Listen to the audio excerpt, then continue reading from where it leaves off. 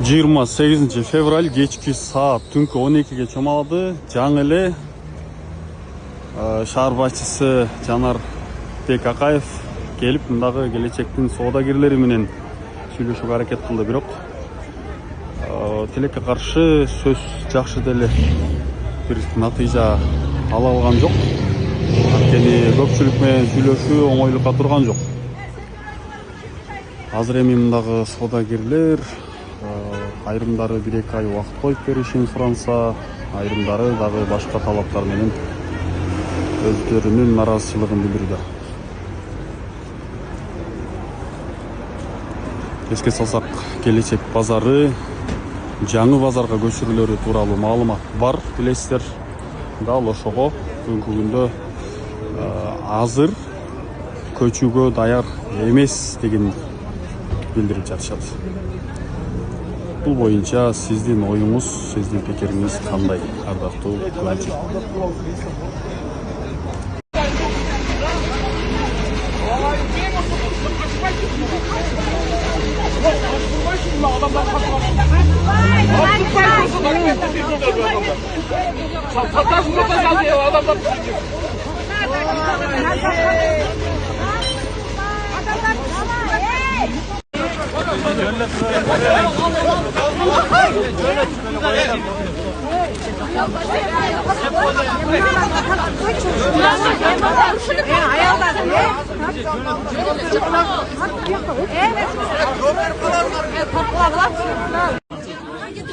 Болгула, yetti narana çurkağıla.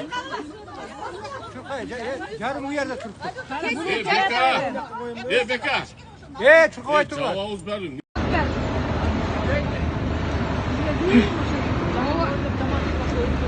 Biz pazarçı peşineteriz biz. Orozonun gününde uşunda kılacak hemen. Peşineter pazarçımız biz. Köyümürdü basıp kalsa kendiler kolunlarda. Assalamu alaikum Kırgız elim. Sizlerden jardam surap kayrılıp жатабыз. 3 balanın enesimin. Oğlum Umar 6 yaşta, врожденный паралич, ДЦП 4. stepende. Жалгыз boyun emin. 3 balandı. Allah'ın jardamı menen özüm çoğaytıp geleytamın. Orugan balam menen жаш аябай караңгы болуп кетет. Балам тырышып оруса жан дүйнөм. Менин денем тырышкандай кыйналамын. Суранамын Кыргыз элим. Balama 5 som 10 som olsa da jardam beriңиздер жок дегенде мени көрсө апа деп мени тааныса деп үмүттөнөм. Жаны оорубай жашаганга себепчи болуңуздар суранам. Балдарыңыздар оорубасын. Улуу Рамазан айында дуаңыздар кабыл болсун. Эсри келечек келбесе, базар бир жансыл болбосо бизге сота калбай жатат. Бизге адамдар келбей жатат. Жаңы базарга барайын. Алардын сиз айткан жана сапатсыз деген шарттын көрөйүн. Бардым көрөйүн. Эми мага мына азыр. Кече келип бүгүн чечим чыгарып жатсам болбойт. Келечекке мыйзамдуу жер берилген, мыйзамдуу базар салынды. Булар да бизге окшоп, биздин катарыбызда болгон жакшы эле. Жо азыр базардагылардын мэрияга келип жана даттанып аткандардын эң негизги коюп аткан дооматы кайсыл болуп атат силерге? Алар эмнеге мындай наразы? Бүгүн эртең баарын кыдырып чыгайын. Кыдырып чыгайын, кайрадан жолугабыз. Өкүлдөрүңөр менен жолугабыз. Мен өзүм барамбы? Сен өкүлдөрүңөр кабар берем. Анткени же ал базарды көрбөсө, общий жолугабыз. Общий. Санаспаган жакшылар биште жакшыбы? Аябай көп адам келди да, көрдүңөр да интернеттен. Аны мен айттым аларга. Ушундай кемчиликтер болсо тактайбыз дедим. Бирок көчпөгүлө же көчкүлө деген маселе жөнүндө мен сиздерге азыр айта албайм дедим. Анткени билбейм. Иштегене бир күн болсо, же бул жакты көрбөсөм келип. Онун бардыгы ушу келечек болобу? Ооба. Жаңа кубанчы. Бул жакты кирип көрөлү же кандай дейсиз? Кирип көрөлү, Кирип көрөлү. Каерге чейин бул жагы? Ушул тарап акырын аягында. Ушул жак ошол келечек үчүн курулуп аткан базар. Ушул жак ушундан келет, Ушул территория именно ошол келечектин соодагерлерине. Моголардан баштап, ушул жерден башталат. Анан тетиги ошол жерге чейин барат да, Ооба. Мен иштегенде бир күн болду.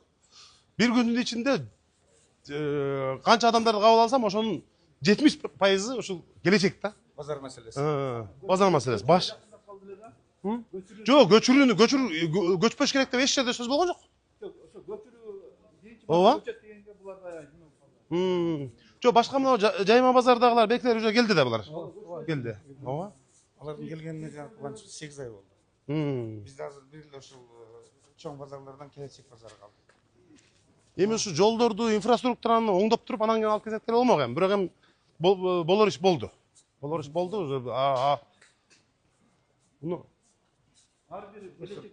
Жо, булар жанагы Жо, мен азыр келечек базарынын эртең менен мага берген суроосу ушундай болду да, сиздер бар элеңиздер го. Контейнерди алып келип беребиз деген, башка деген дейт. Мен андай болбоду, $5000 кеткен эмес деп ошол маселени айтып атпайбы аларчы? Анан ошого силерде кандай эми жооп? Контейнер боюнча архитектура уруксат берген эмес. Жаңы сыныптарга туура келбейт депчи. Алар размерин кечиресиз. Размерин өздөрү сунуштаган бизгечи. Кандай кылып берели дегенде ошо дерматоник ал жакта иштеп колдонуп жүргөн контейнерлерди бар элечи.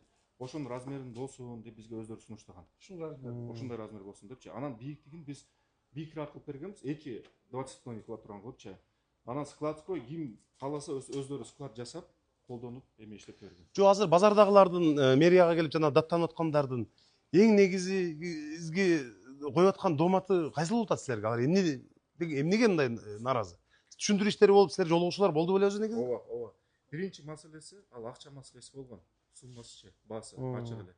$5000 кымбат деген. Бирок биз могу проекттин долбоорун бүт баасын түшүндүрүп айтканбыз. $5000 бул только дуалдары, анан крышасы эмес. Бул полностью инфраструктура. Ал жакта, бул жакта жана жер болгондо жөн эмесчи, өлүшөт. Аны биз 50 см алганбыз. Үстүнө трамбовка кылганбыз 50 см шагыл менен. Трамбовочный работа кылыпчы. Анан мына стяжка кылганбыз, асфальтирование.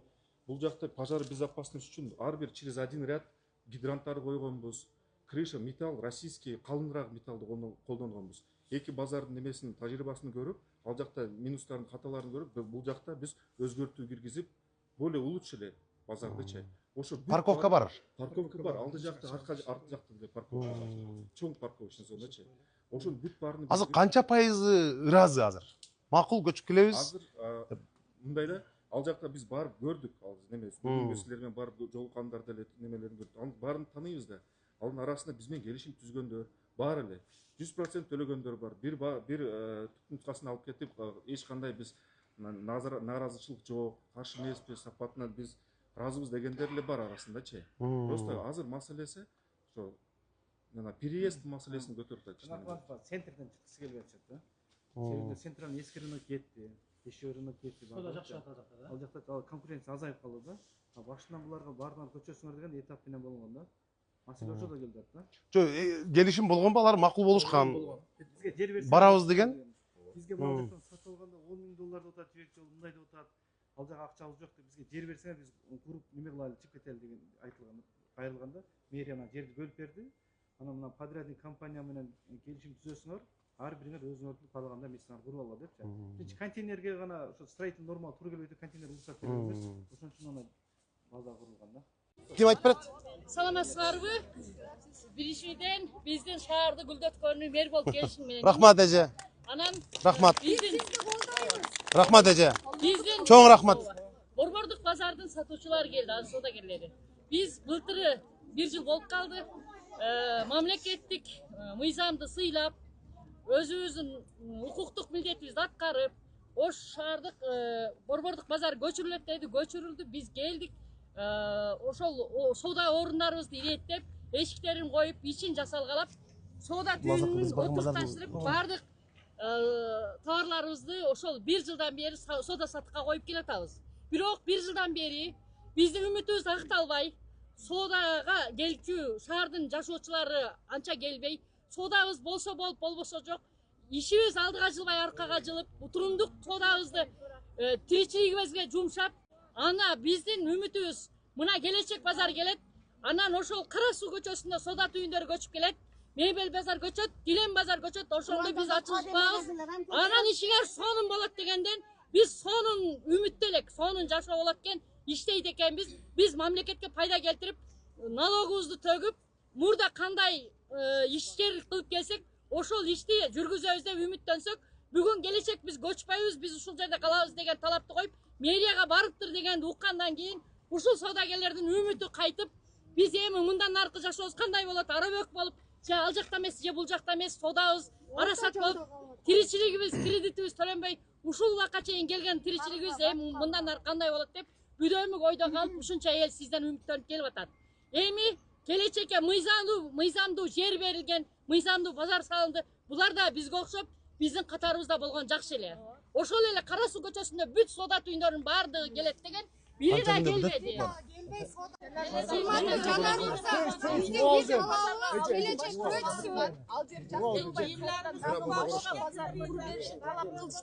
Базар курулду, эми бул жака да келбейбиз деген талап коюлуп атат. Если келечек келбесе, базар бир жаңсыл болбосо бизге соода кыла албай жатат. Бизге адамдар келбей жатат. Келечек шаарда жайгашканга байланыштуу. Түшүндүм. Кирип соода кылып атышат. Эми мен сүйлөп коеюн. Урматтуу туугандар, болду эми өтө көп жыйылбаңыздар. Коомдук тартипти сактайлы. Бардыгы жакшы, мыйзам чегинде чечилет. Бир гана мыйзамга таянып иш алып барабыз. Анан эртең менен келечек базары мен жумуштан чыгып баратканда мэриянын алдында турушкан. Мен алар менен жолукканмын. Мен айттым, мен келгениме бир күн иштей элекмин азыр. Бирок улам сиздер кайрылып атасыздар деп жолуктум. Мен ал жерде айттым, туугандар, алардын арзарманын уктум. Алар да айтышты. Биз жанагы контейнерди курулган базардын сапасыз жактары көп. Баасынан айырмачылык бар, кымбатыраак. Эми азыр болду эже. Эми азыр эң негизгиси башка маселе азыр. Эң негизгиси башка маселе сиздерди кызыктырган. Анан ушуну айтты. Мен аларга айттым, мен базарды көрбөсөм, ичин көрбөсөм, билбесем, мен азыртан баштап аракетти кылайын анда дедим дагы. График боюнча бүт барыбызды кеңейте турган жолдорду, базарларды, жанагы курула турган объектилерди көрүп, келип энен балдарга айттым. Мен анда бул базарды көрөйүн деп. Базарды көрөйүн десем, сиздер чогулуп калсыздар. Азыр көрүп чыктым. Могул жерде, бул жакта могулсуз жатат карагыла, тиги жакта жолу, шагылдар жатат. Мен айттым, балдар дедим, ушинтип чаң аралаштырып, ушинтип ызгыт-ызгы кылып эметпей, жүдөтпөй, жакшынакай кылып шартты тыпыйтып туруп, анан алып келип муну деп көчүрсөк болмок мурда. Бирок эми болуп тур дедим. Анан ушул жердеги элдер эже.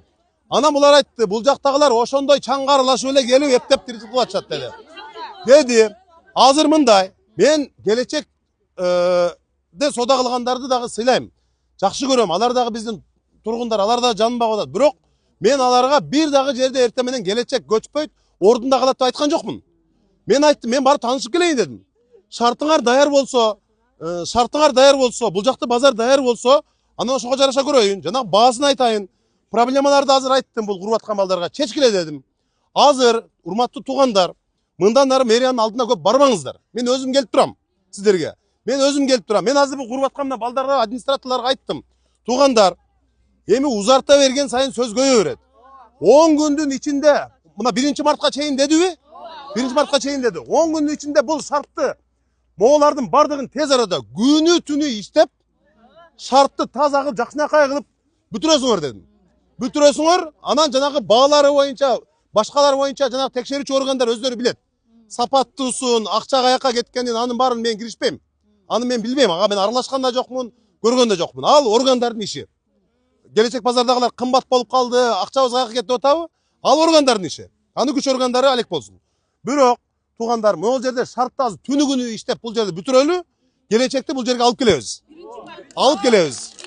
Тез арада алып келебиз. Ооба. Тез арада алып келебиз. Ар кандай ушак айыңдарга, чагымчылдарга, жанагындай эмелерге ишенбеңиздер. Калыптыр, башка дебейбиз. Биз мындай саясатты таштап, мындай чарба иштери менен мындай алек болушубуз керек да. Ошон үчүн урматтуу туугандар, биз жанагынтип башталган Ош шаарында башталган чоң долбоорлор бар. Аябай жактуу. Анын бирөөсүн калтырбай биз улантабыз.